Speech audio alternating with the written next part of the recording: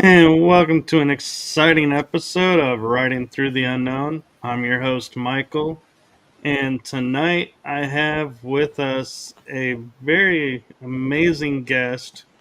I have worked with him, and I am so thrilled to be able to allow him to share his story and his experiences with you all here. So I'm going to turn it over to my guests to introduce themselves because after reading his bio, I could no way do it justice. So I am going to turn it over to the one, the amazing, the wizard of the information waves, Stephen Popiotek. Thank you, sir. Thank you, Michael. You're so funny. You're, That's a good you're introduction. welcome. It's a pleasure to be Well on the show here. deserved. Get our premier fun broadcast with you today.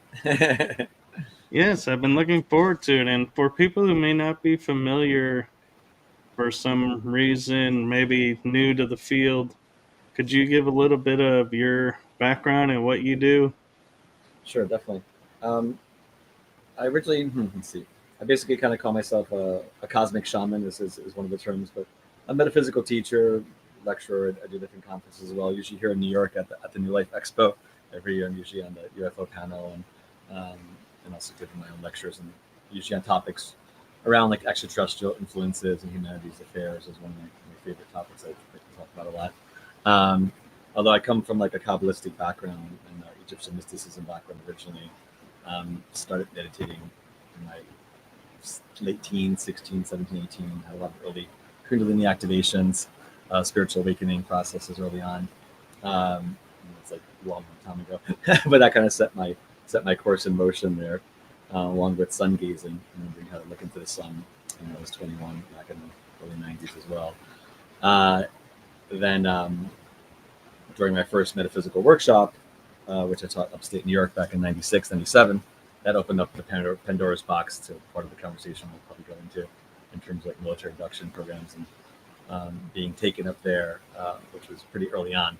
But fast forwarding that, also doing like group meditations from new moon, full moons, different types of grid work to help the planet evolve and clear out more of the negative structures that are going on by the negative extraterrestrial groups and other organizations that try to limit our consciousness. So part of my work is about trying to delimit consciousness so we can, properly ascend through these orbitals, like greater love awareness states, greater unity awareness states, greater connections to our cosmic ancestry. So for me, I work a lot with star people that are aware of, at least a little bit aware of their lineage off-world, incarnation-wise, before they came here. So I like to help people connect more to their galactic medicine wheel idea in terms of whether they're Pleiadian, Andromedan, Orion. There's a lot of different lineages we have here of star people.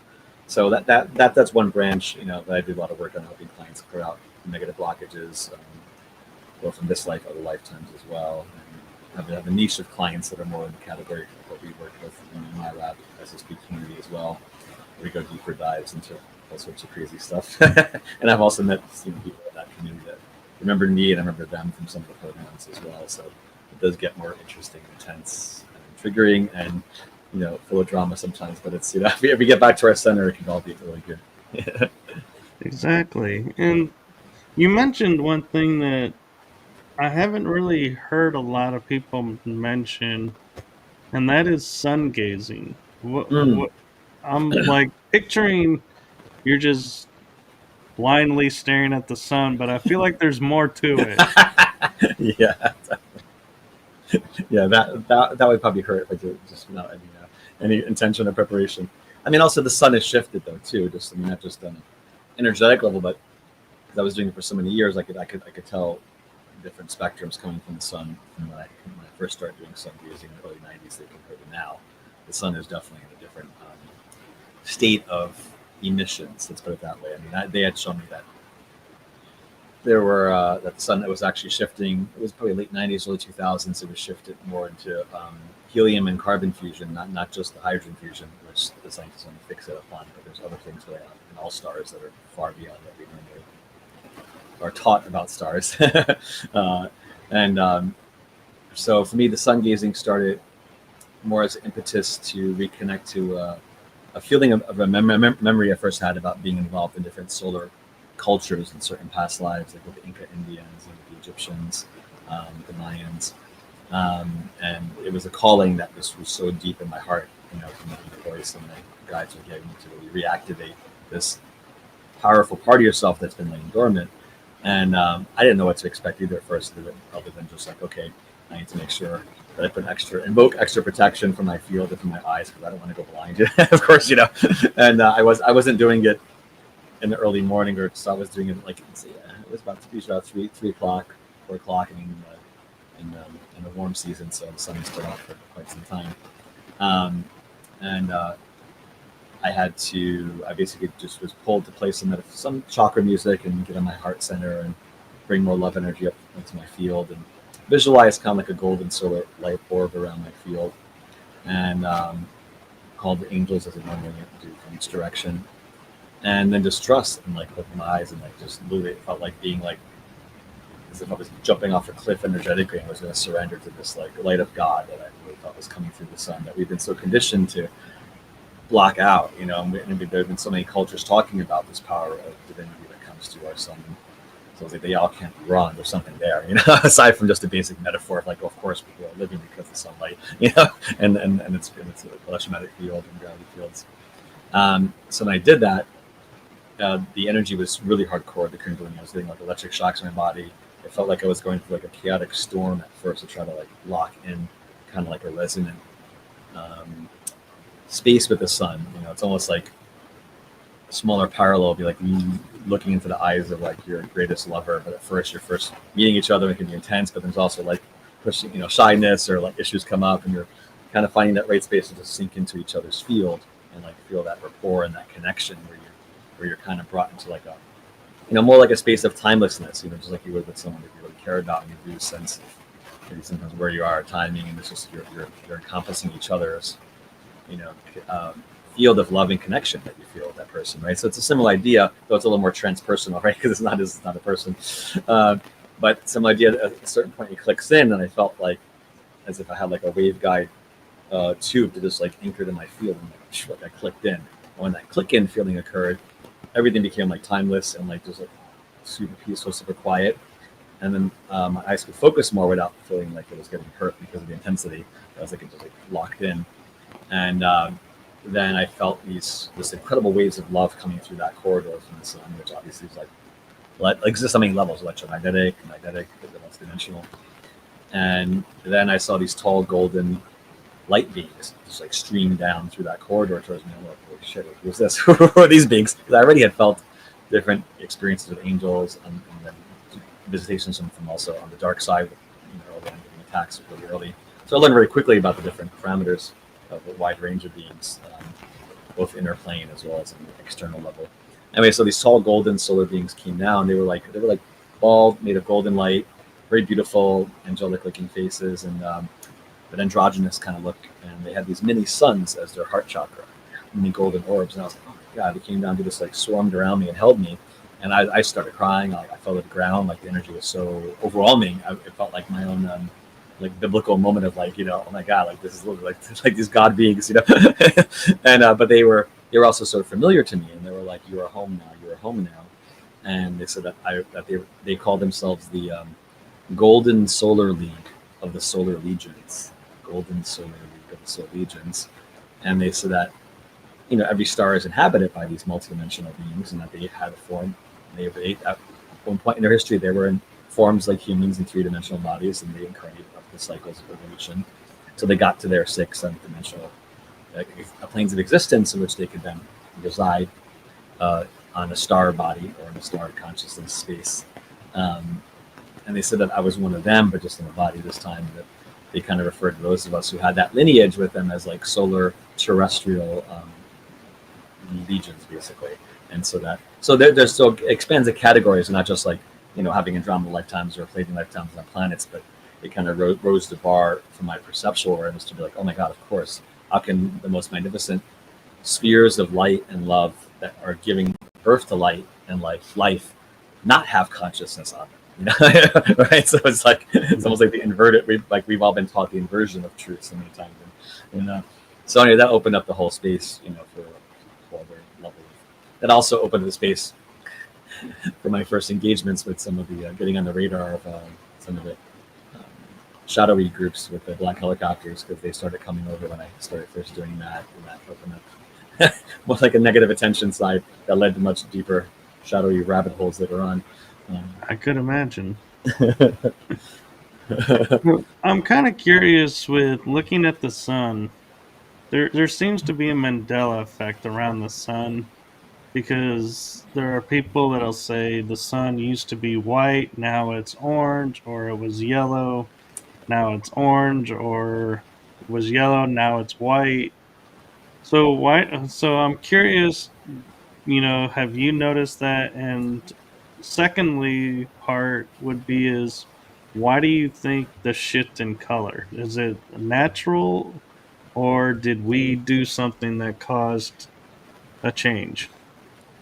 I would say combination, the second part.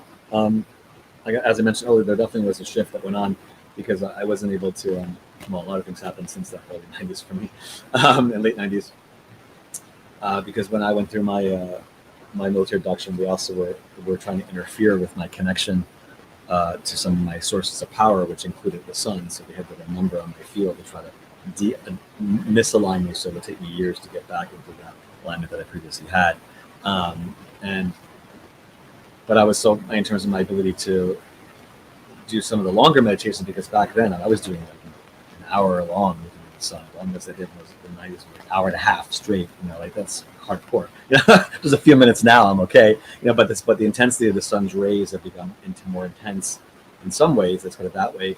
But also color shifts or differences of opinion, I think, have more to do with the change in the spectrum of the bandwidth of energy coming from the sun due to the shifting of the fusion process. And I did find some articles several years ago where scientists had found some more proof. At least the mainstream was like, oh yeah, we are finding more proof that there is actually some carbon and helium fusion going on in some parts of the sun that surprised them.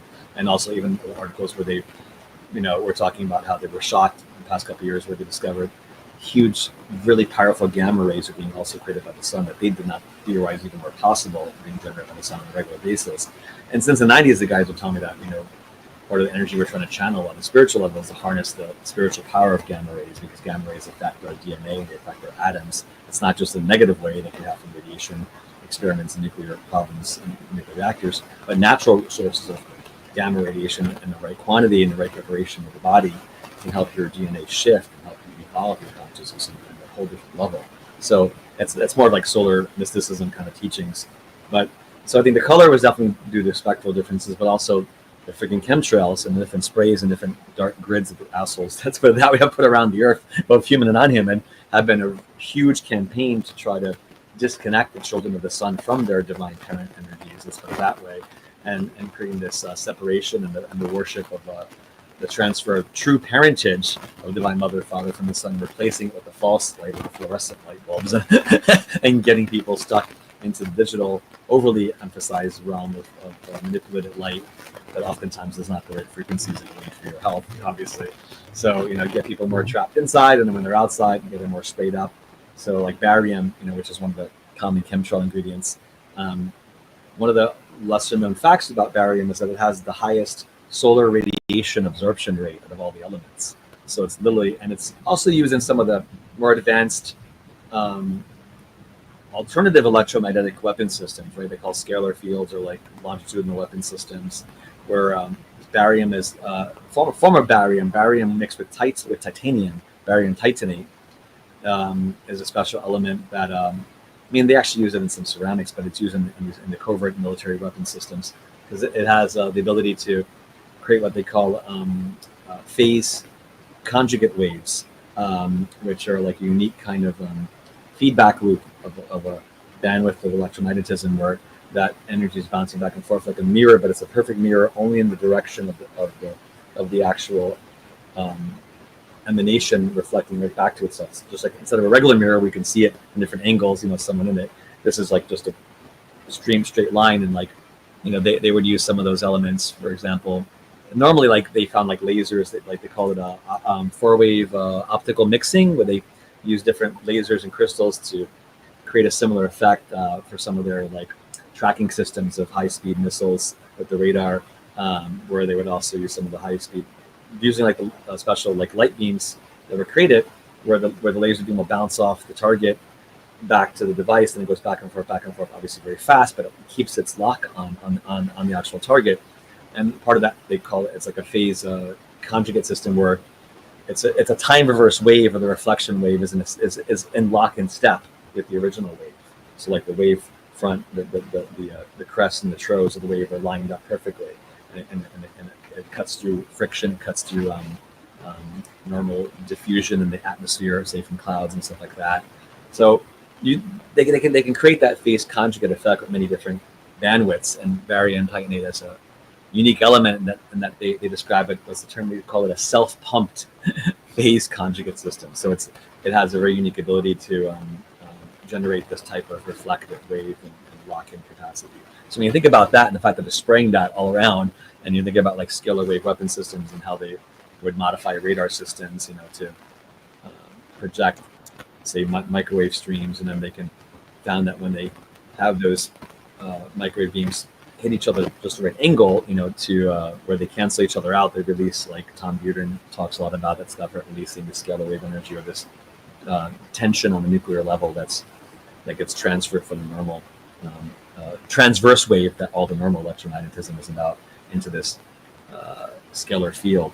This is going to hold a side conversation, but I was expected to talk about this part. But it is fascinating because, one thing else I theorize, because they spray so much barium, and they also, if you notice in a lot of the food, there's so many, one of the, I'm not sure if it's preservative or it's a dye, but you'll find what is it? It's like a titanate. It's a simple chemical element there, but there's an ingredient in certain foods where they have titanium in it as like a preservative type thing.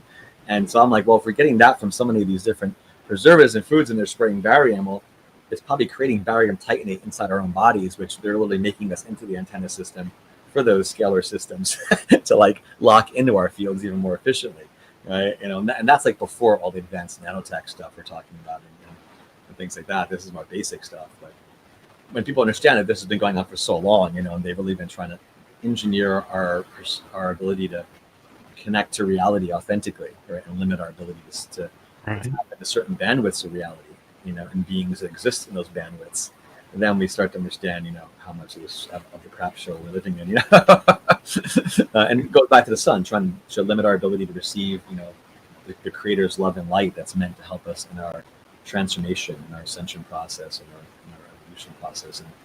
And that's the main thing, really. It's been a theme going on for millennia, though. All these dark extraterrestrial groups, worship their concept of black sun, and these black sun orders and black sun groups that, try to create the opposite of a positive sun energy.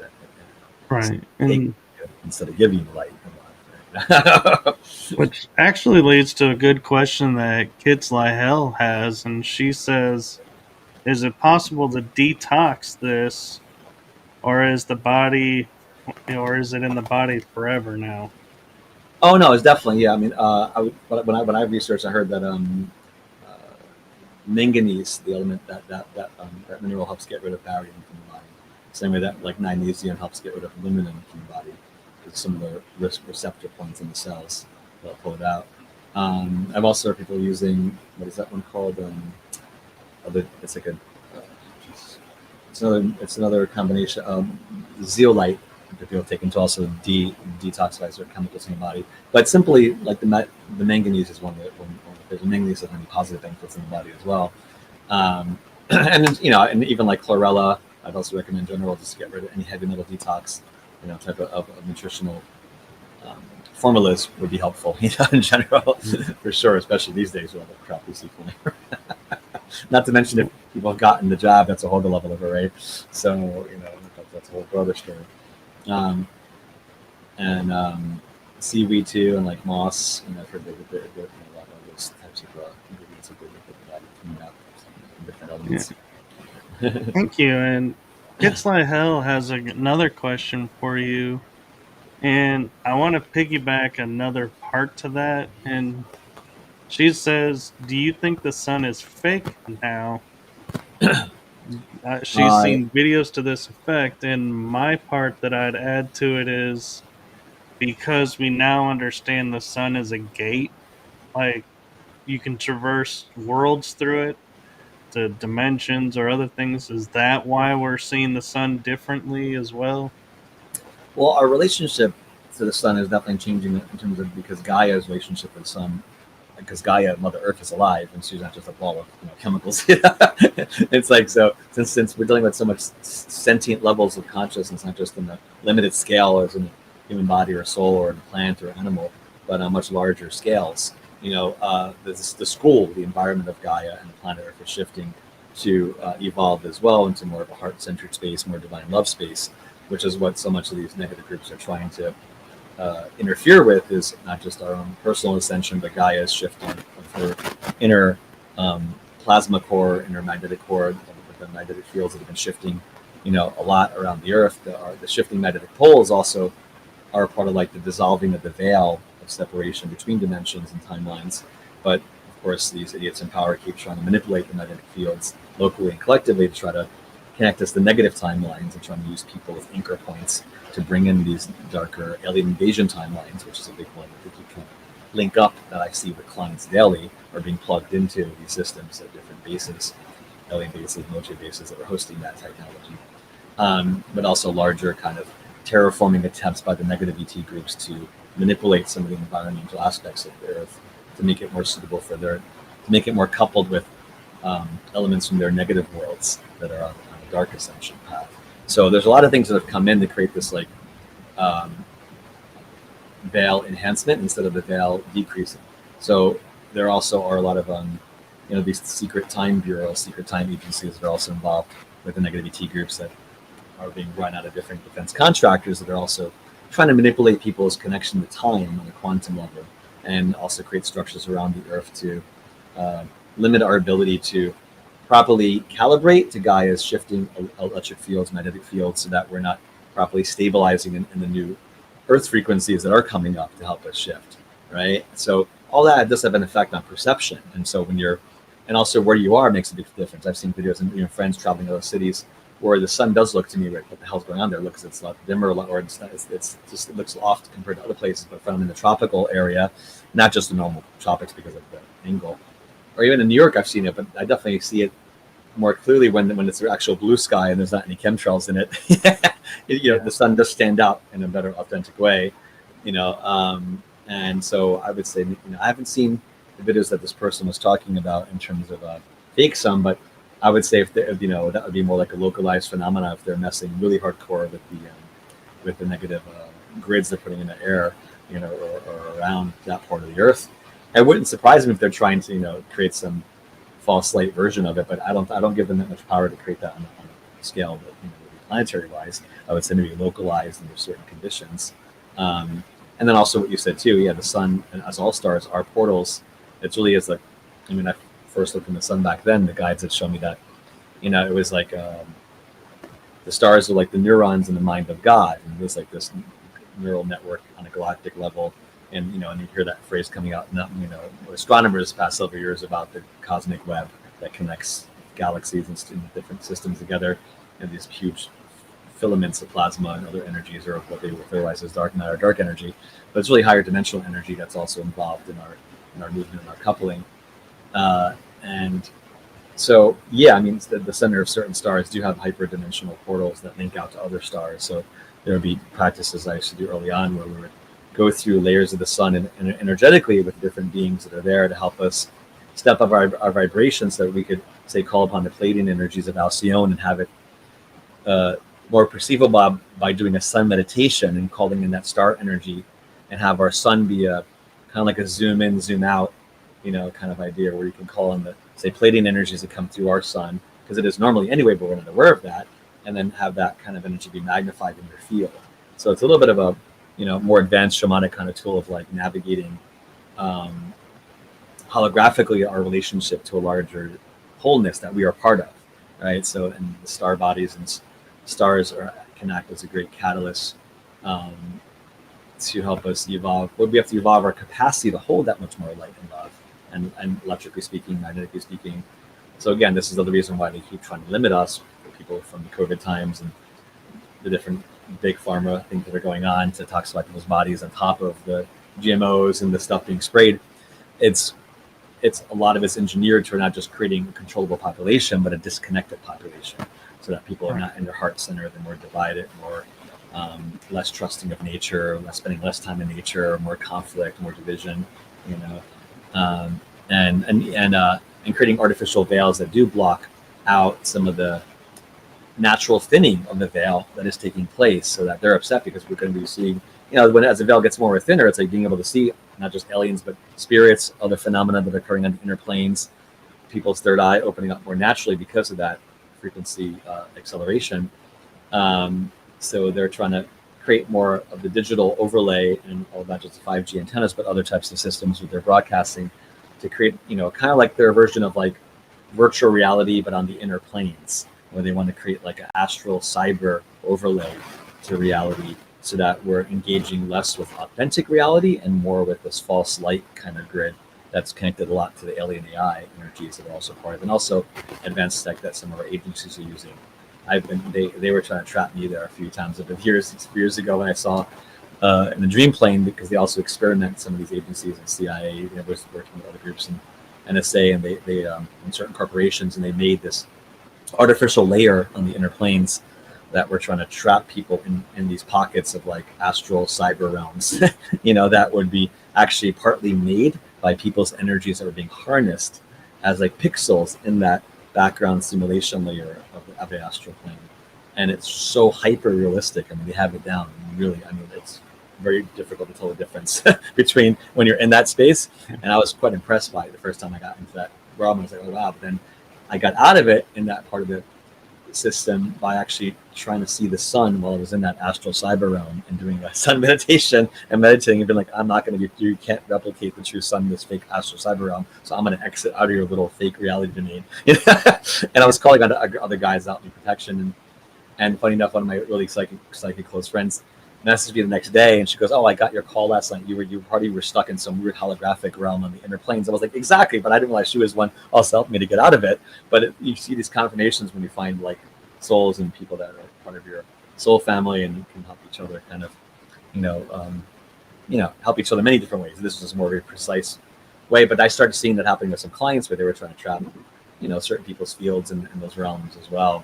Again, they're trying to pull out all these different toolkits to see how they can slow down or trap people in the lower matrix of vibration that's disconnected from the heart. And because they also are aware that all these love energies are coming in, not just from changes that are happening in the sun, Earth's magnetic field, and this local gas cloud plasma that our whole solar system is immersed in now, changes in the galactic center. So there's a lot of astronomical phenomena occurring simultaneously that's vectoring in to help us graduate into this new school, so to speak. And the positive ET groups are really waiting for us, wanting to help us out more. So there are massive shifts going to happen later this year that are part of this first big wave coming up from Gaia's core that I can talk about in a little bit too. That's really important. But I feel like I'm going into a little spin field. Maybe I'll pause for a minute, let you digest. Or see if you want. No, and while you're taking a second, I remember it was like probably maybe a decade ago that they showed a photo of the sun and like 5 little ships that looked like they were coming out of the sun. And I wish I had saved that photo, because I never imagined, because it seemed like a mainstream source, that it would disappear and nobody would ever talk about it again. And as we're talking about the sun, it makes me wonder, because that's not the only celestial body that influences us. Sure. What's your thoughts about the moon? Is it real, or is it part of another planet that broke off and got stuck in our world perfectly, or is it a space station? Yeah, I would say all of that. But going back to the first thing you mentioned, I remember seeing those videos too, and that was, there's been a lot of cool shots and news, even from the mainstream like Soho transmitters, of seeing these other ship-like giant things around the sun, and that's exactly what we're talking about. The higher dimensional ships that are like fifth dimensional and above can use stars as a transit system to commute, and use that wormhole hyperdimensional connectivity to really phase in one star system through another through regions of that local star body. So there is a bigger kind of variety of transport systems that use these other levels of hyperspace and energies that are not so tangible to us in the 3D realm necessarily. Although we have obviously SSP programs that have their own abilities to travel through artificial wormholes and different stargates, time gates. But there's different as you go up the dimensions. There's obviously different relationships the beings have to creation and the creator realms and their own ability to evolve and influence and use their local environment as a tailor-made reflection of their consciousness. The living light ships as opposed to just physical metal ships or or organic interface ships. Or they create these thought forms that are like advanced versions like a Merkaba that actually can appear like a ship, and aside from like plasma orbs and things like that. So but the moon is definitely. I do group work. I've been pretty consistent for a lot of years because it's such a powerful doorway, and not just there's been different groups talking about again it's a lot of the divide and conquer methodology and programming goes on. Right? You have all different communities, the spiritual community, conspiracy community, SSP community, and there are groups that go to extreme with it. We're like, oh, because it's they're saying that the moon is artificial, partially artificial, or a lot of dark things going on there. You shouldn't do any moon meditations or blah blah blah. And it's like I'm like, well, no, it's exactly why you should, because we're going to be light workers to take back our power from all these objects. Otherwise, they use it against us. If we're afraid of it, then that's something that they use to amplify their projection into us. And because the moon, a lunar body as an archetype, where it does represent the divine feminine, like ancient lunar cultures and ancient lunar priestesses, and many different temples around the world, honored this triple goddess energy of the moon, right? So in Wicca and magic, groups, Celtic groups, all different cultures have understood the power of this divine feminine symbol of the moon. But of course, things get exploited, things get distorted, things get inverted. Whenever you're dealing with not just symbols, but bodies represent those symbols that have been partially co-opted, then of course you're going to have more discernment and more quality control filters to be called in, so that you're not getting influenced by the shadow aspect of what's going on from those realms. So the moon is a perfect example because everybody's in the moon. Well, so many different negativity bases on the moon, positivity bases on the moon, different SSP programs in the moon. So everyone's on. It's quite an active zone, and because it represents and connects as such powerful gravity energy over our water and the earth and our water element in our bodies and our feminine cycles of our circadian rhythms being influenced and seasonal rhythms being influenced, and and there's a whole insertion into the body of time that's quite linked up in lunar calendars. Like today is Chinese New Year's, which represent it's always marked by the new moon in Aquarius, and it's a lunar calendar similar to the Jewish calendar, and so you have this honoring or understanding of lunar cycles in relationship to time, right? So it's a lot of layers there when you're dealing with the moon, and its ability to reflect light to us, but also deception to us, and because it is a doorway to the collective subconscious in our own personal emotional body. Of course, you're going to have stages or theaters of operation there that are going to be not so good as well, because they want to take advantage of that proximity and that relationship to our collective psyche and use it against us. But at the same time, there are positive groups that are trying to do the opposite, and Gaia doing the same thing, where she's evolving more of her energy field because her magnetic field goes out to the moon as well, to be able to help layers of the moon evolve. And they were showing me in a recent work when we were doing that energy and sending it to the moon, that as the earth goes through those bigger shifts, like 2029, 2030 is a big time frame for me to keep showing. This year is a pivotal one for new energies coming out of the Earth's core. That's going to be first shooting out through several locations globally, and then it's kind of like the kickstarting of Gaia's inner plasma love turbine engine. It's like part of her inner sun is getting kicked up, plasma core, to send out these new pulses of energy to help her children evolve more. And there's already campaigns to try to manipulate that I'll talk about in a bit. So what they were showing me the recent group work is that they were sending the energy going out from Gaia and positive ETs to the moon. They were saying that around 2031, 2032, they were going to be kicking out all the negative ETs would be kicked out of the moon. Just with Earth shifting into that new vibrational space, the moon was essential to be cleaned out of all those parasitic negative ET groups and technologies that have been messing with the gravity coming from the moon to the Earth and trying to distort signatures of signals coming in from other star systems through the moon to the Earth have also been messed with to try to make it harder for star people to properly evolve and receive the codings they need. So there's a lot of layers to this, but again, if you do the work during these powerful lunar doorways, lunar full moons, you can also impact the collective psyche more if you're doing it in a good way. So that's why we try to do it to pump in the light signal and call in different groups like Andromeda especially are very active in helping collective evolve, and Pleiadians as well are coming in more. So there are other alternative light grids that are being formed around the Earth. It's not just all the dark grids that's going on, but this is that the dark groups are very efficient at trying to get their negative constructs in play. That the past couple of years, pretty much every group work I've done now during these moon cycles have turned into, like this negative grid deconstruction project. So we're like, oh my God, we get a break here. So it's intense. Well, and what I find interesting is I didn't put together the correlation until you mentioned the moon being divine feminine. That when we first started, there were gods and goddesses. And the goddess symbol is the full moon with the two crescent moons. So it's like when you said the divine feminine, I was like, yeah, that really makes sense because the goddess is represented by the moon. But when they got rid of the goddess energy and got rid of the goddess and said only a god did everything, it's like a lot of people stopped paying attention to the moon. Yep.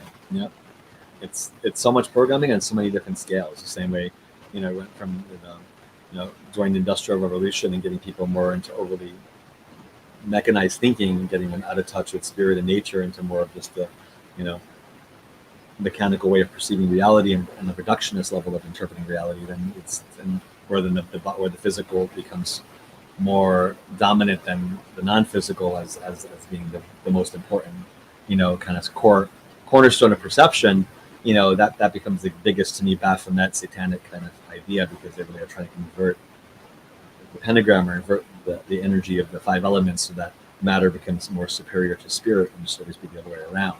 So on the magical level, they also try to use these occult symbols to imprison people, imprison consciousness, and limit it. And so they're helping to evolve and use matter as a beautiful platform for the five elements and nature as a way that exalts God's presence and divine mother and father's presence here. By honoring the local creator energy, which is Gaia, Mother, Father, Earth, and Geb in Egyptian. That's the reflection of the divine parentage is in our Earth. So if we disconnect us from that awareness, then they're already winning part of the game against us, because we're losing touch with our local reflection of our divine connection. Mm-hmm. So it's a very clever psyops by many different organizations and over many religions and theaters of engagement over the centuries. So it's And I actually have an interesting question for you. Like you say, things pop in your mind and information starts. And as we're talking about, like, returning to nature and everything and bringing the goddess energy and divine feminine back, I can't help but wonder, we talk about disclosure. And for example, President Kennedy was, and I know this is a little getting on the controversy side, but I think was taken out because he was doing a lot to bring back the truth and everything. And for sure. do you feel like, because it wasn't really until Kennedy that people started paying attention to the moon, because he made that famous statement, we're going to the moon and we're going to do it in less than a decade. And there was like a real push to get to the moon, and all of a sudden everyone's like, oh my God, there's the moon. We're going to the moon. The moon is back in normal conversation and has been since. And so I can't help but start to wonder, it was like Kennedy trying to bring back something through that act. That's a very interesting angle. I like that. That's a fascinating spin. I definitely would agree that he pissed off a lot of parties, and especially with MJ12 group and the UFO community, and trying to get rid of the CIA and wanting to declassify all that stuff was a huge reason why they wanted to take him out. I mean, he made enough enemies in all different sectors to make it pretty easy for them in that sense, unfortunately. But the UFO part, I think, and was a huge part of that. And then in dealing with the moon, obviously, because part of what we saw in the moon program, in the public moon landing, obviously, they weren't going to show us everything that was there because, they already had bases on the moon. Also, the aliens were already there, and they didn't want live feed from the astronauts to show us, the alien facilities. So they had to, stage part of the video footage from the indoor setting, that was done right here, as opposed to live feed coming in from the cameras. So it was a mixture of that was being presented. So you have that also becoming a conspiracy thing too, because people were like, "Oh, the whole moon landing was fake. We never landed on the moon." It's like, no. Footage we saw was edited and fake, but that didn't mean we didn't land on the moon, because we already had landed on the moon with the corporate secret space programs and earlier ones.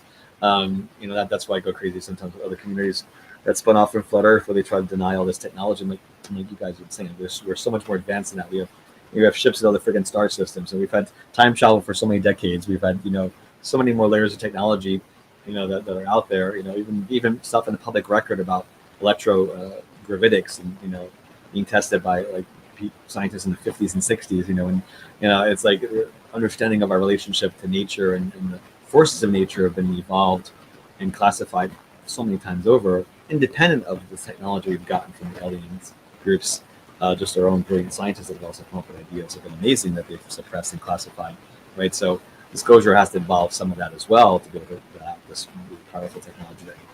We're so in the Star Trek realms already, but we're still being kept in this old Stone Age mentality, of lack and separation and energy dependency and fake fuel sources, and again, the competition, war economy, and it's all that division stuff, which is the antithesis of the divine feminine energy.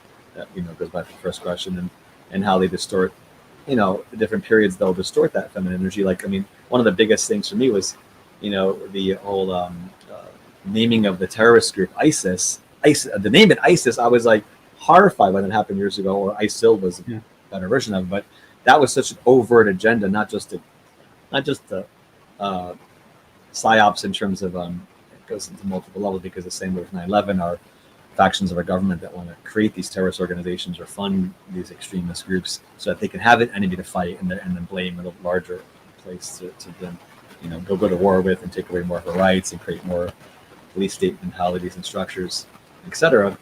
I had a friend who was in the military, and he was in psyops at the time. He was out there in Qatar, and yet from the beginning of that whole thing, and he goes, "Oh, it's a complete joke." He goes, "Half of the army of psyops doesn't know what's going on, and the other half are involved in creating this ISIL organization and filming fake beheadings that were going on in the early videos that were being done by U.S. PSYOP teams."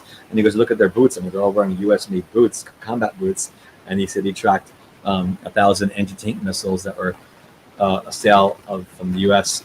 approved by Congress to Saudi Arabia, and then Saudi Arabia funneled it to Qatar, because Qatar is just a giant U.S. base pretty much, and they funneled it out to create the ISIL organization, so that they could try to contain Putin originally by popping up Islamic extremist states all around the former Russian countries was their goal, which is why also Putin went to Syria first to try to head it off.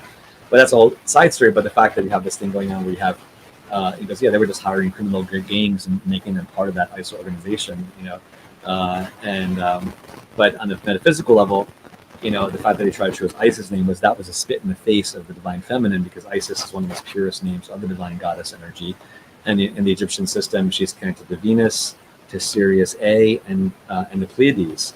And as Isis Hathor, where she wears that moon disc, or so to speak, and the horns of the cow mother, Taurus, because Pleiades is in Taurus constellation, and the 7 Hathors, who are aspects of the divine mother, aspect of Isis that gave birth to Horus, divine sun child. They're part of a larger civilization of galactic priestesses that live in the Pleiades, and they have these beautiful temples and these nebulas and the higher planets, where they do radiate out this kind of what they call like a galactic womb, kind of galactic. I call it, well, the way they phrase it is a little different. It's like the idea of a star heart, which is a concept we use a lot in the meditations. It's a term that has to do with the evolution of the heart chakra. where we're able to connect more and learn how to receive more love from other parts of the universe that we've been segregated from. And one of the ways it shows up is as a diamond around the auric body, where you can receive rays of light from the different triangle facets of the diamond into your heart chakra, so that because half the work is us deconditioning our blockages to knowing we're loved by so many more beings than we have realized throughout the galaxy and the universe. And so they're trying to help us remember that we're loved from all these different angles that we haven't even conceived of yet. So of course they want to then throw that negative ultimate shadow set like vibration of a terrorist group and name it ISIS.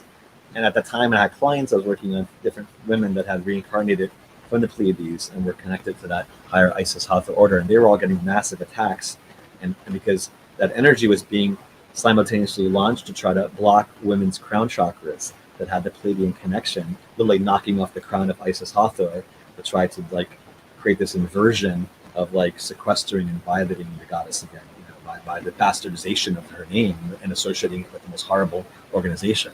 So you get these subtle multi-layers going on where there's been a war in consciousness against positive symbols and symbols that connect us to lineages off-world that we really need more help from to help us evolve, that they try to sidetrack, and corral us and then replace it with negative substitutions, and false identity markers, and twisting the gender relationships like the Baphomet symbol, and so that we're not even aware, that androgyny is different than fake neutrality or twisted Frankenstein version of male female. Is different than pure androgyny, and unity. But anyway, that's a whole other side note. But I think you get the idea of what I'm saying.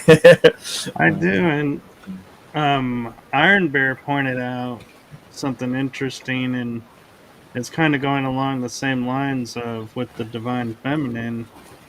Is with the disclosure coming about, we all are focusing on aliens and all the star beings out there and everything, but we're missing that religion is even undergoing a disclosure movement. And he brought up, Mary Magdalene is now big in the church and really? no longer thought of as the prostitute, and they're like, no, she's it's been venerated, and they're like, yeah, they actually, I think they've even come out and said yeah, there was no proof of that, and she walked with the apostles, she was with them and was his right hand. And I've read where she was actually the first apostle and was funding all their travels. And so she was not this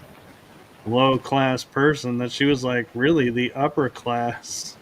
And so even she is getting venerated, and the church is bringing back the feminine energy, so to speak. Yeah, no, that's really good to hear, especially because some of the biggest corruption is happening in the Vatican. I mean, some of the darkest satanic forces and negativity alliances is happening in the portions of the Vatican and Italy. So they're seeing horrible things that some of those popes and some of those bishops are doing with the technology and with defense contractors and Italian Illuminati bloodlines that are part of the Roman Empire extension, that are the real forces behind some of the Jesuit families and Black Pope and what they call the Gray Pope, that are behind the official white Pope that we see. So there's a whole deeper esoteric history that's been involved there with them trying to control and distort the story of Christ consciousness and Mary and the whole evolution ascension process with their projections and distortions. And because so many of the churches and cathedrals I've been to, especially when I was in Europe, you find some of them are just wow, some are so beautiful and powerful, other ones are so disgusting because there would be symbols and structures that really try to block that Mary energy and confine the goddess energy, because they want to usurp that energy and authority of the mother to represent the body of their church, which is so far out of alignment with the original Christ love teachings to begin with, from what I see. And Mary Mother for me is also part of the full moon archetype of the moon goddess, and Mary Magdalene connects to the crescent moon, which would be the virgin goddess aspect, and virgin or not, just like in the Greek days, Vesta, Hestia, or the virgin. It was more, not that if there were more original sex priestesses that understood the power of Tantra and working with the sacred sex prostitute archetype that got bastardized later on by Rome and degraded, but they were a much higher class of trying to help people commune with the divine feminine through honoring the erotic aspect of the body along with the spiritual connection. So it was a much different level of sharing that was honored before it got, you know, into the lower shadow version of it. But as a principle, yeah, so like having that, you know, and with the new moon is more of the grandmother energy of the crown, but just those two alone, Mary Mother and Mary Magdalene, have that full moon and its main crescent moon aspects of at least 2 or 3 ideas of it, and then the Holy Grail symbol with the divine feminine as well, and the womb chakra, that being passed on later on to different cultures. So you know, and again, it's because that's why Egyptians, also the Catholic Christians, found it so easy to connect with Christianity, because they saw Mary as an extension of Isis symbolism, and because part of the Isis energy also comes from Sirius. For me, the original Mary energy also, she was a star seed, and that energy was coming from Sirius A, as was the Yeshua, the Christ energy. He was really a star seed from Sirius A. And so there are different teachers that came from the different star systems that were trying to open up pathways of a consciousness evolution for us, right? And that got attacked and reversed and inverted, you know, by the opposition groups.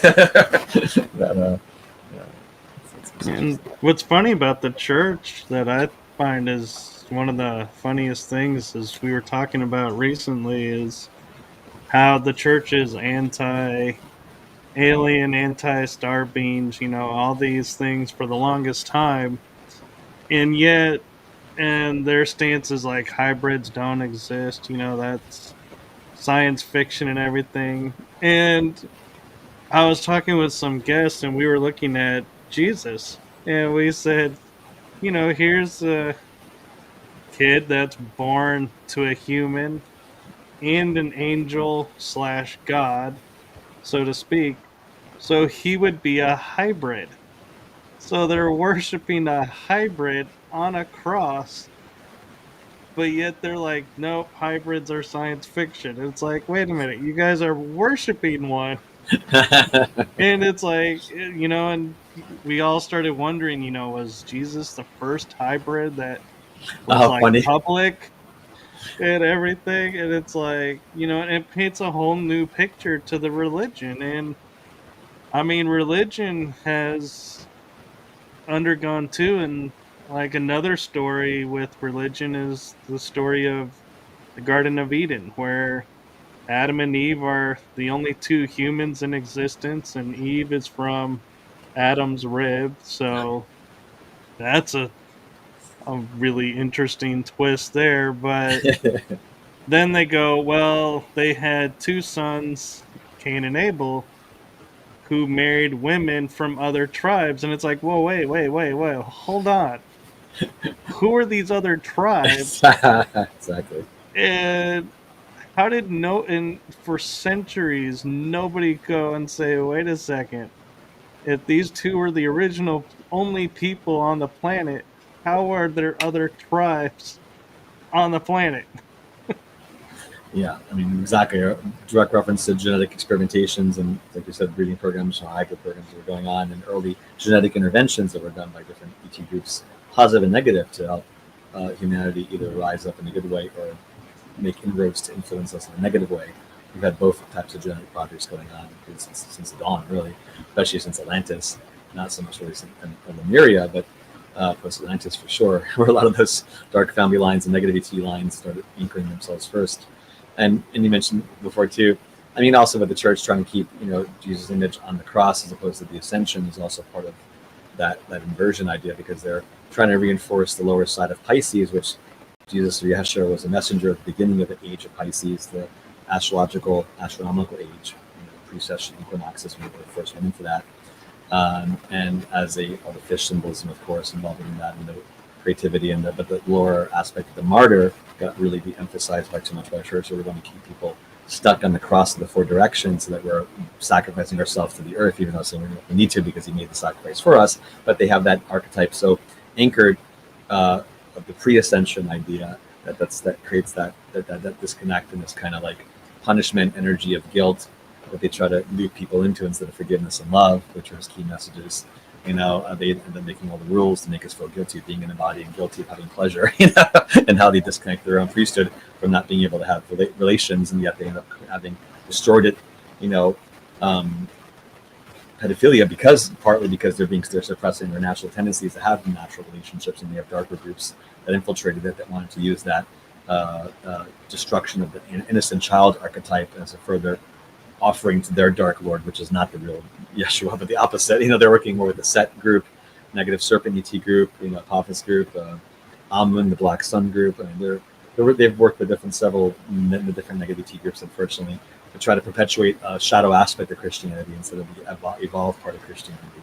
And part of that goes back to, we need to reevaluate our relationship, like the Native Americans and indigenous tribes, to the four directions, to the cross of matter and the circle of spirit, or the wheel of time, so that we're not just bound to it as a prisoner or a martyr being sacrificed by competing elements of air, earth, water, fire fighting against us, but that they're supposed to be a cornerstone, and like the Egyptian system, a foundation for the phoenix to rise, for the true phoenix rebirth of the new earth.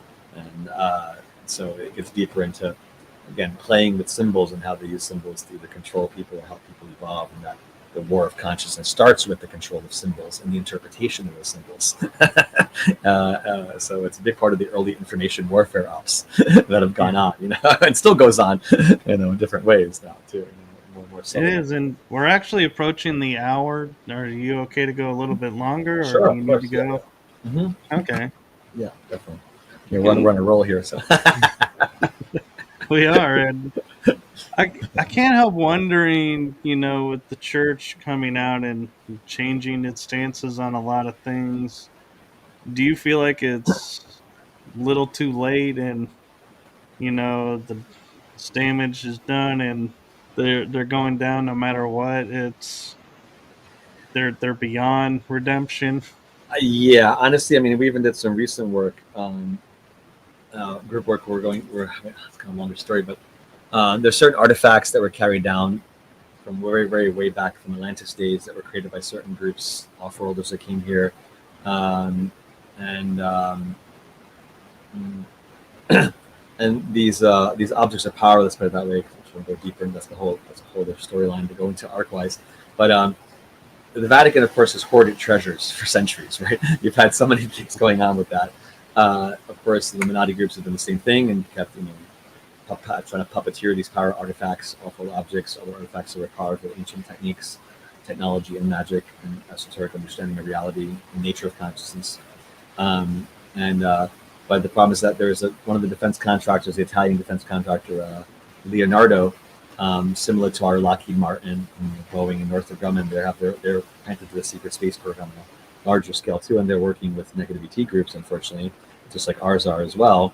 And one of the groups they're working with is the Apophis or APEP group, who's the negative serpent god from Egypt, who is really the leader of the serpent ET humanoids, like the reptilians, but he's not lizard humanoids, it's snake humanoids, like the Nagas from the Hindu system.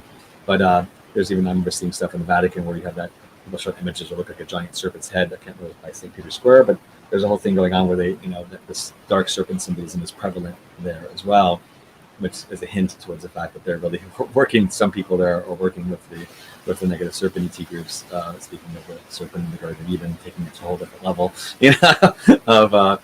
and because that Apophis APEP group has also been involved in reading projects and trying to create more linkage here. So this Leonardo group, we had seen a few bishops and cardinals that were working with dark technology and ritual technology at the facility in Italy that Leonardo was hosting. It's Apophis group technology there. So, and even the previous Pope before this, there was stuff we had engaged with him on a higher level, and we were doing some counter work because he was directly working with Set, who was a negative Orion Empire leader, and opening up portals in the Vatican there to him, to Set group, and another group from the Southern Cross constellation. Speaking about cross symbolism, you get deeper into like the Northern Cross star, that and the Southern Cross constellation that also is connected to the winter and summer solstices. But in the Southern Cross constellation, there are some really disgusting negative ET groups that have been involved in a lot of distortion. And one of the groups there works with the Beelzebub energy, or the Beelzebub archetype or demon, Lord of the Flies. But he's really, that being is really part of a demonic malware that comes from a negative ET group in the Southern Cross system that's humanoid. But people have to understand that each planet has their own group of angels, and the planets that are negative have their own darker versions of demonic entities. So there is a cross-pollinating that occurs between positive and negative ET planets when they try to influence worlds such as the Earth, that involves an introduction from their planetary streams, those presences of either positive beings of light or negative beings, and has to do with the quantum makeup of that planet and its consciousness field that supports either side. So there have been literally demon energies brought from other alien negative worlds to the Earth as part of the pre-conquest tools by the negative ET groups to try to infiltrate our collective consciousness, use it like a malware symbol to invert like the tree of life into the tree of death, which is what a lot of these negative occult groups use to use in their dark magic techniques. They because the dark always tries to invert what the creator of light and love has made. So they always try to create a false image of something, invert it, just like inverting the pentagram, inverting the cross, inverting the tree of life into the tree of death. It's similar tactics. You see this all the time. Black sun discs instead of golden ones, inverting the sun energy, moon energy. It's so repetitive, but it works, for them. But and so this Baphomet energy, Beelzebub energy from Southern Cross is also, I've seen working with multiple my labs that were connected directly to these programs. One of which, one guy I worked on, he was a my lab SSP guy who was escorting some of these Vatican officials to go to this homeworld of the Southern Cross Beelzebub group because they were working closely with them, and that Southern Cross group was part of the perpetuating of the shadow aspect, almost like an energetic virus that they put in Christianity to try to lead people to the false cross, the Antichrist cross, or the inverted idea, instead of the ascension. So it gets really deep in terms of these levels of like engagement. So when you see that for them, the theater of operations is not just, like you said, disclosure of physical ETs or even higher dimensional, but it's understanding its ramifications on religion and on spirituality and our interpretation of our and awareness of our connection to the universe and our identity of being part of the creator and a subset of the one infinite creator, as opposed to something that's separate from us. And this thing, healing that disconnect starts with our earth and our awareness of our sacred body that we're in, and this love energy that the earth wants to give us is evolving and is coming up. And that's something I want to mention before we go to. There's longer story. There are 7 locations that was being shown globally. They're going to be the first doorways for this new cone of love and light. Think of like the cornucopia symbol of abundance coming from Gaia's core. It's going to be shooting out starting in early May, especially April. We'll start feeling some of the waves coming up. One of the locations is in part of the Philippines, which is where I'm going to be at, and the semi-loosely working with some people, and I'm inviting people to come out who want to meet me out there to do some of the grid work in some beautiful locations, and also enjoy some beautiful beach time, as well as spiritual work, and enjoying everything together in that sense, right? And there will be some more earthquakes and more volcanic activity leading up to this, because Gaia is going to be going her chiropractic adjustment to make more room for these new energies to come out. Like I said in the beginning, there are some dark groups that are trying to mess with this at other locations, including one in the Midwest, which is in Nebraska, which is going to be also going to be 7 global Phoenix hotspots, let's call it that the energy coming out. And there's a lot of groups, defense contractors, that are trying to really mess with it. And so we need to do work on a group level to send divine intervention there February, March, April, so we can get ahead of that. Because if they try to block these other powerful vortexes, they can create a lot of geological instability if they're successful. So we really need to be like, no, we see ourselves as like custodians of like this new light and love emergence. When you really connect to your higher identity, you can be, you can step into deeper roles of service to help that process. So for me, it's like, okay, wait a minute, we're like the guards at the gate of Gaia's castle. We've got to open up the right drawbridge gate so that the positive ET troops of Andromeda, Jupiter, Saturn, Pleiades, Arcturus, so many of them want to come in to help us. So this is what we kind of do in group work all the time. And but we need to do bigger stuff with that coming up, because this is a real critical nexus point in spring and fall of this year for those new energies. In the fall, October, I'll be the group out to St. Martin in the Caribbean, which is going to be another point of activation of the energies. There's one in the Bahamas that's also going to get activated in the middle of May as part of the 7 Phoenix locations. There's a spot in Paraguay, northern England, one in Israel, that's Mount Media. It looks like a Sedona mountain. That's one of the other Phoenix vortexes going to be kickstarted. And you see stuff going in Israel that's been going on that's quite dark. That's also the opposite of the true sun energy, inverting all that light energy there of the tree of life in the center of the religions to create, sacrificing Palestinians, creating so much death and destruction there, harnessing that energy for negative ET groups. So that goes, whenever you see a major theater of war and death there are negative beings that feed off that, and they try to create darker systems of control, darker gateways, and inverting the natural light that wants to come into the area. So it gets deep in terms of seeing not just the political BS propaganda stuff we hear about for rational, for different decisions going on, but it's deeper. Alliances have been made by these secret space program groups and multiple governments with these dark beings that are not just physical, but like you said, are working on some of the lower astral levels and demonic levels to perpetuate a negative timeline that they want to create. And so we have to do the opposite. We say, no, we're here to work with the angelic light beings and the positive galactic beings, so in divine feminine. Like, no, we're here to birth the new reality, the new earth that's consecrated in love, and that true resurrection path gets cleared out of all the debris that keeps trying to clog up our own perception. So anyway, yeah, that was a little bit of a mouthful there, but I think it kind of sums it up in a No, and what I find interesting as we're clarifying all this and bringing awareness to it all, I've been starting to hear talks of, people who are in the religion and that are saying, oh, it wasn't Jesus that died on the cross. It was his twin brother. And I've read in one place where like the name James popped into my head, and other places where it's Thomas is Oh who's wow. named as his twin. And so I'm curious, with all of your travels and all your studies where you've gone into the deeper end of everything, have you ever heard about Jesus being a twin and that's how they got him out and to keep doing his mission? No, I've not heard about him being a twin. I mean, definitely, I've not heard about that one. I mean, there's other aspects of, going back to the original topic we talked about with the sun work. That Jesus was originally part of the Essene, Order of the Essenes, right back then. The Jews were, there were the Sadducees, the Pharisees that are mentioned in the Bible, and the Essenes. And the Essenes were the most metaphysical of the Jewish sect at the time, and they were kind of like the hippies back then. And they were very big into, like, they were vegetarian. They were into the Tree of Life, Kabbalah studies. They did a lot of sun meditations. They were into nature. They were, they had a healthier lifestyle, so it was very different than other Jewish sects back then. So the fact that Jesus was part of that and disciples were as well, you have to understand that that's the precursor foundation, and that he'd also went, during his training years, his missing years in the Bible, when he went to India and also went to Egypt and learned about ancient mystery school teachings and solar teachings and yoga, and later on, as it post his ascension, that he was seen in India studying with some people that were connected to the god energy of Vishnu, that he became like a guru of Vishnu.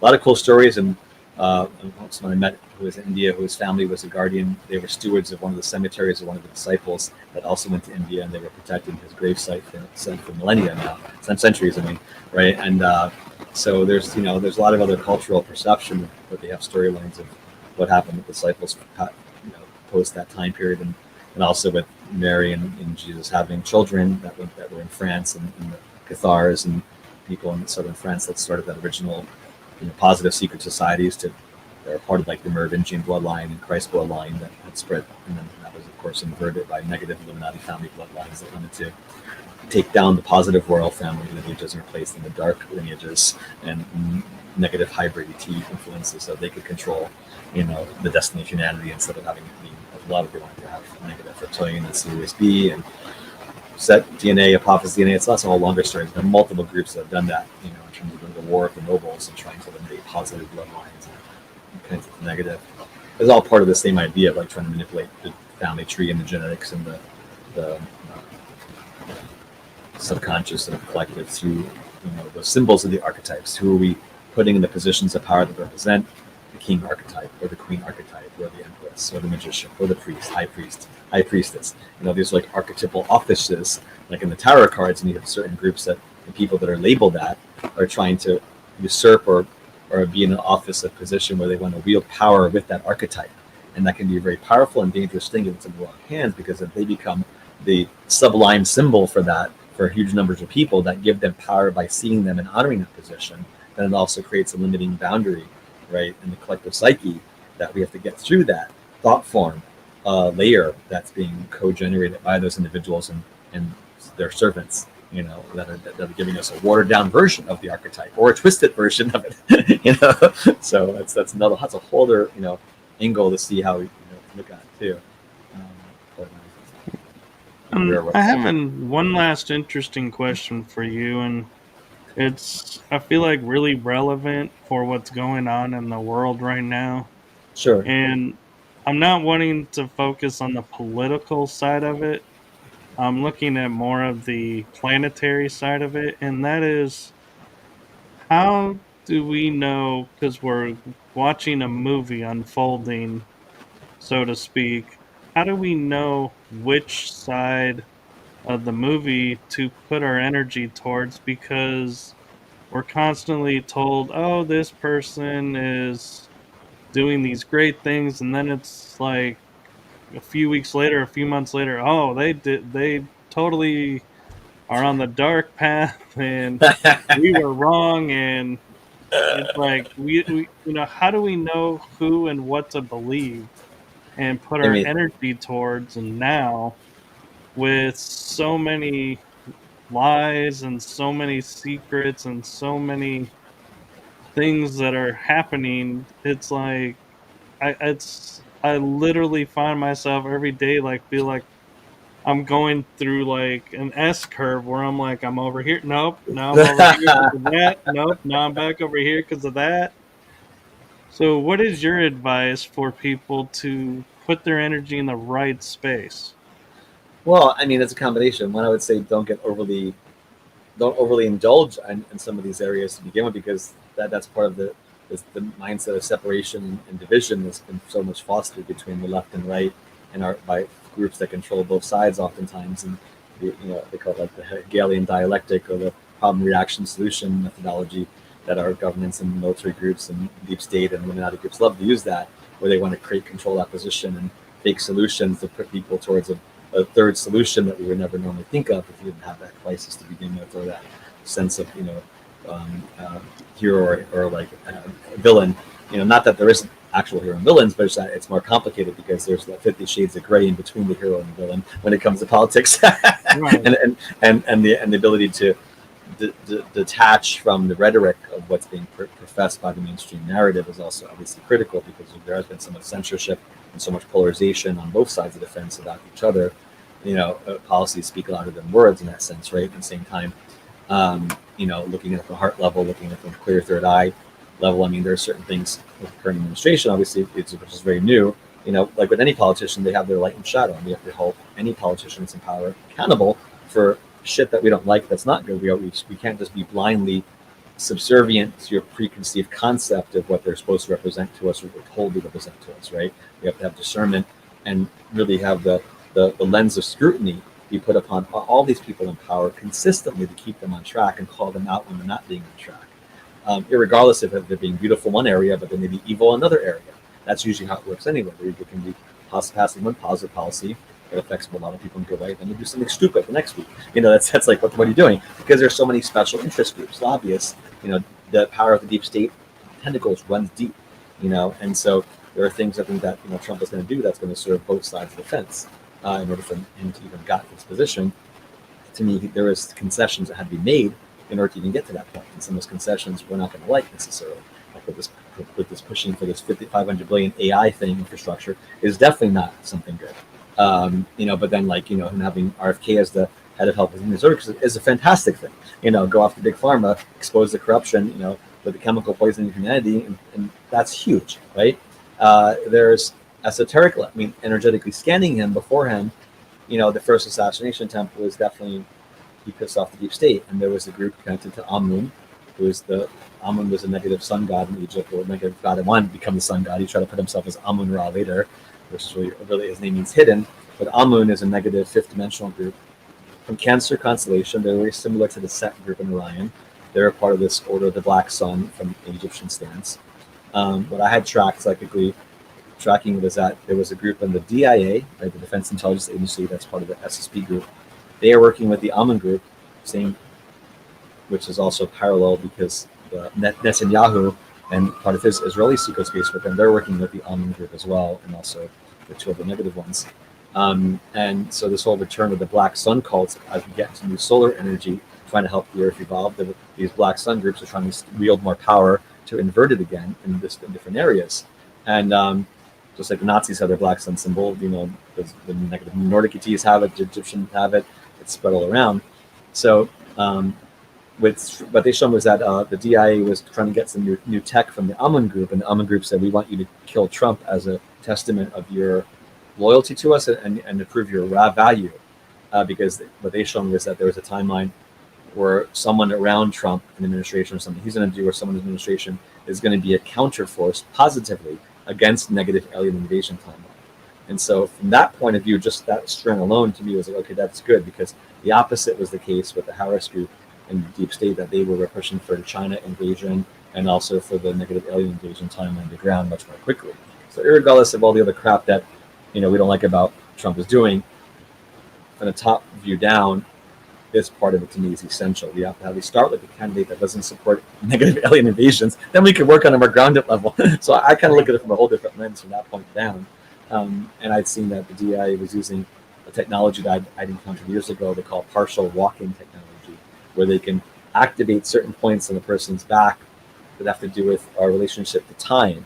And that guy they used that had shot Trump in the ear, he was a 100% patsy. They literally knocked his consciousness out of his body, had an agent that was out of body walk into him like an avatar style, co-opt him and be the shooter. So as a per, that's why you couldn't find anything about his manifestos or history. It wouldn't make any sense in his motivations, because it was a perfect test of that technology. So that's a whole bigger kind of side note story, but so that's something we have to be aware of, right? And in the criminalization of the cartels in Mexico, to me, is a great thing, because these cartels are out of control. I've had other friends in Border Patrol and Homeland Security that have told me horror stories of caches of bodies being found last year in New Mexico from women and children that were being massacred by the cartels for human trafficking, and the huge human trafficking operations that started during Biden. I've heard time and time again from people on the inside about it. So that's very real. Trump may be going to the other extreme, but with the immigration policy now, I think if he just sticks to getting rid of the criminals, that would be good. But if he takes it further than that, then he goes into problems. So it's like you have to kind of see where is the theater of distraction occurring, what's the actual manifestation going to be, because there's rhetoric on one side, and then there's actual action that may be different than the rhetoric. So that's why we have to be really careful in seeing as it goes along, especially in the next few months, several months. What's going to happen is going to be interesting to me. I'm curious too, exactly which group is going to support. So again, there's many layers to looking at foreign policy and domestic, and also distraction, where they may say one thing but they're doing another. But this is what we need to have push out is more disclosure, because I'm tired of all this theater of distraction, right? Like News Nation put out wonderful video recently that I didn't finish watching, on 2 new whistleblowers that were special ops that were part of the alien retrieval team, and they started talking about psionic assets working for the government, this secret space program, and which are basically like psychics that can call down the spaceships. I'm like, yes, this is what we're doing anyway with a group. Or we had ships come down in Montauk back in 2011. I did the group work out there. We had 7 ships that were like only about 100 feet above the ground that flew over us during our activation. We were like all in shock. But I mean, these things are here, they're happening by light and dark groups, and it's a matter of like, okay, who are we? When we realize we have that connection, then it's important that we claim our authority in a higher level to be of support, to help others. And so it starts with that, being of service first, whatever we're doing, and don't get overly distracted by what's going on in the puppet shows. And at the same time, standing up and expressing concern when it's relevant, because it's very easy to fall down into all these different sidetracks and lose track with your own center, because it's going back into your own heart and your own mission and your own love energy. That's important, essential to be evolved, so that the more we're accountable for our own shadow and heal our own inner shadow, then the more we can be a source of light and truth that can help others do the same. And that's part of how that spark of love's flame spreads, that phoenix fire builds to create that and that awareness catalyst or expansion. That's a whole other zigzag there, but Well, and with the last 10 minutes, there's something about what you do that I feel like needs to be shared and needs to be public, so to speak, in awareness. And with me being metaphysical background, it was something new to me. And I was like, when I heard you say it, it was like my mind went, well, duh, why didn't I think of that? Because that's so obvious. And what it is when we were doing our sessions, you would say, okay, we're going to cut cords with this group. And then you go, and we're going to cut cords with the contracts. And we're going to cut cords on this. And I was like, that was so foreign to me. Contracts. I was like, I'd never thought about contracts forming chords. And so that was when I heard that, I was like, man, it makes sense then why when we cut cords, it still is going on, because we're not fully cutting the cords. Contract. Yes. And so, how did you come about that? And can you talk a little bit about that? Because I think that's very important. I mean, this is also, yeah, this definitely dovetails into like a sub niche area that I found myself into the past few years. Because 3 years ago, that's when a lot of what governments made updated treaties with the negativity groups to give them more permission to manipulate our history, our timeline, and commodify people's energies. So since that point, every client I've seen daily has come in with energy cords and implants that have been funneling energy from them to different alien bases, and some defense contractor bases or military bases hosting the alien tech as well. And most of them are going to negative time gates, portals in these facilities that are open to alien invasion timelines by specific groups that are trying to create that manifestation here. And but they need our own energy of co-creation to manifest it here, right? Attention follows intention, or other way around too. So, and then they also want to increase the size of their inner plane broadcasting centers of these dark ET groups, want to be able to influence people subconsciously, psychically. So they need our energy to strengthen their own structures on the astral plane so that they can radiate more of their crap, right? So it becomes a war of as above, so below, or as within, so without, where they keep trying to do combinations. And so what I've seen as part of that is that there's a certain subsection of light workers or star people that have had infiltration lives, where, say, if you're a Pleiadian or Andromedan and you're part of a positive military group fighting against negative ET groups, oftentimes they'll ask us, hey, do you want to volunteer next life to be a deep cover agent for light in a specific dark ET group, say the reptilians, for example, since that's a common one, or easy for people to recognize. And so there'll be an incarnation, say, at light worker we have as a colonel or lieutenant colonel or general in the reptilian armies, because they're trying to understand the methodology of that group, technology, tactics, bring light to remind idiots in the dark, hey, you don't have to be an asshole for all of eternity, you can go back to light when you want to be. And also because a lot of wars are fought through time, not just space, so we need to have agents of light placed strategically in these different theaters of operation across vast continuums, right? Spatially, temporally, multidimensionally. So part of what I find is that a lot of light workers or star people that have these lineages are getting attacked because they have these unresolved contracts and other symbols like malware, I call it, energetic malware, they inherit it from that infiltration life when they were on the dark side. So the first people the negative ET groups are using to hack into are anyone with those unresolved contracts that they can then use that as a justification to put all sorts of technology, including cords, implants, modules in people's fields, because they're trying to stick it to us, or and it's like, oh, you still have this open with us, or artificially make it open when maybe it was closed to begin with. So that, for me, is part of what we do with you, is important, is to be able to heal some of these past life residue crossover streams, by a certain process we do, right, that we experience, and then feng shui that part of our psyche to connect with our positive galactic lineage that we originally came from before we volunteered and went to that dark life, so that they can come and help us enhance our medicine wheel to remember that we are part of this larger lineage of love and light that is here. And so, so then other groups take advantage of that too. Again, dark magicians, other people, they always look for weaknesses in the auric field to try to put something in there to hack into someone's. So the more we're accountable for realizing, hey, where have we given our power away, or where have we invested our energy that needs to be reinvested in ourselves and delineated from these previous dark paths we may have been on, and to have that forgiveness and self-acceptance and love, so we're not overly judging it either. It helps us transcend duality when we have some of those lifetimes, because it builds a space of compassion where we understand how some of these people went that far down the rabbit hole in a negative way, so that we don't become overly self-righteous and overly judging them, but be able to build a bridge of empathy and at the same time healthy boundaries, so that we're not getting infringed on either, so it can go both ways.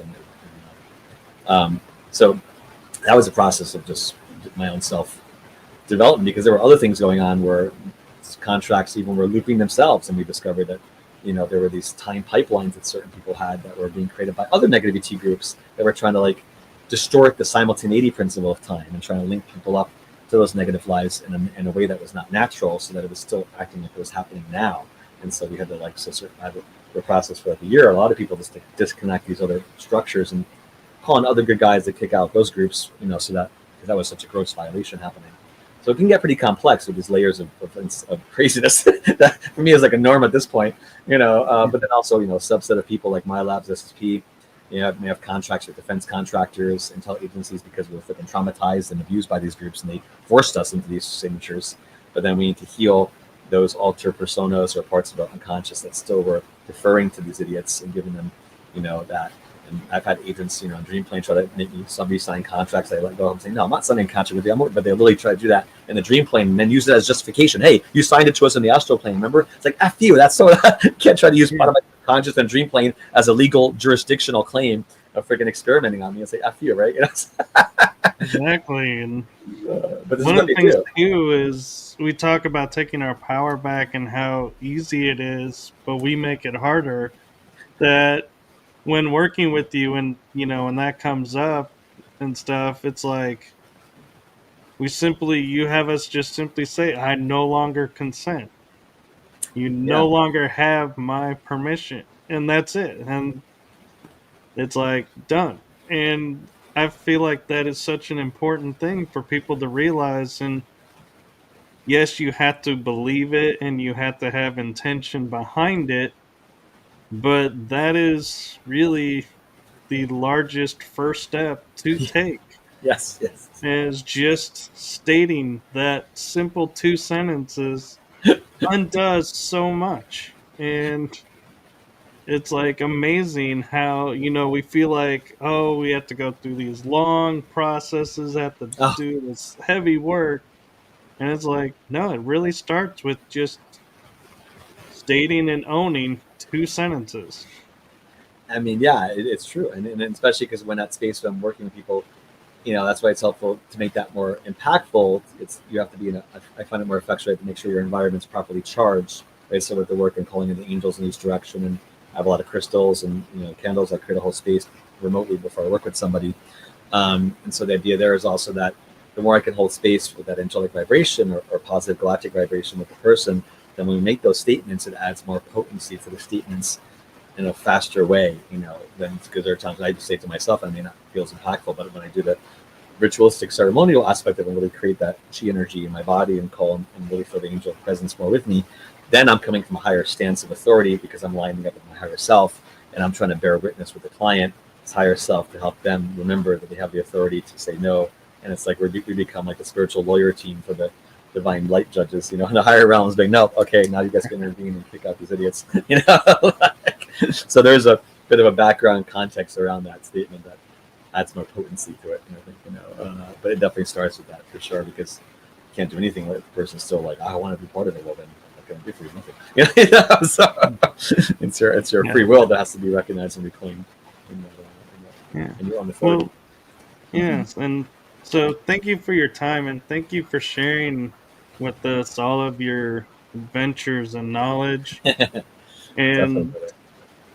I feel like I need to state the obvious of we've only hit the tip of the iceberg, not even really even the tip, more like the little top point of what all is Stephen. And it's like, wow, there's so much more. So if Yeah. ever you want to come back on the show, let me know. Absolutely, And absolutely. Probably it'll probably good to do one show when I'm away in the Philippines to do some activation work. It'll be fun to channel some energy from Magic Love Island. yeah, It could be nice too. if we can make it happen, I'll Yeah, definitely definitely. do that. And I was a part of earlier this month doing that one meditation deal, and that was really interesting to be a part of. And Oh, with me, every yes, that's for that was a powerful. Yeah. It's a so different style. It's definitely interesting. it is. So thank you for coming Definitely. on. And Thank you, sir. Thank you, Michael. So it was fun too. Really good to share with yes, you. you, before I close it out, do you have anything you got coming up that you um, want to promote out? I mean, I'll be doing remote work session wise with clients while I'm away. I'm going to the Philippines really next week, literally, and I'll be gone till like June over there before I come back to New York, where I normally live out in Brooklyn. So I'll be doing group Zoom work and individual session work from out there. But for the time difference, so people will be a little bit of pain. But yeah, if people want to do any sessions, I guess I do that remotely. They're usually about an hour and a half or a little longer, depending on what people's background is about, we need to address. They can find me also on my YouTube channel, and my playlist tab. My YouTube channel has a bunch of interviews as well. I only have a couple of videos on Rumble, You'll probably find a couple on there, more on YouTube. You'll provide my contact info on my emails. Sidejumper, psijumper@gmail.com. psijumper, all one word. I'm on Facebook under my name. I use that more often. I'm on it relatively less on Instagram. I need to get back on it more. So email is probably the best way, or Facebook me, messenger me. I can send you my phone number, and I'll be on WhatsApp for people that have my phone number ready for contact. Okay, and Yeah. did I get the email correct? Yes, you got it. Perfect. Yep, Sidejumper. Perfect. Yeah. And I'm the only one with my name on Facebook, on YouTube, anywhere on social media. I'm the only one there with that name. So hard not to find me if you search me, although I am shadow banned a lot of times. But more so for viewership, I should say. Yeah. Awesome. Thank you so much, Michael. Yeah. Happy Chinese New Year's. Yes, thank you, and have a wonderful trip. Thank you. Yeah, we'll be in contact. Yeah. Awesome. All right, and with that, we are going to say good night to everyone. So, blessings, everybody. Blessings to you all.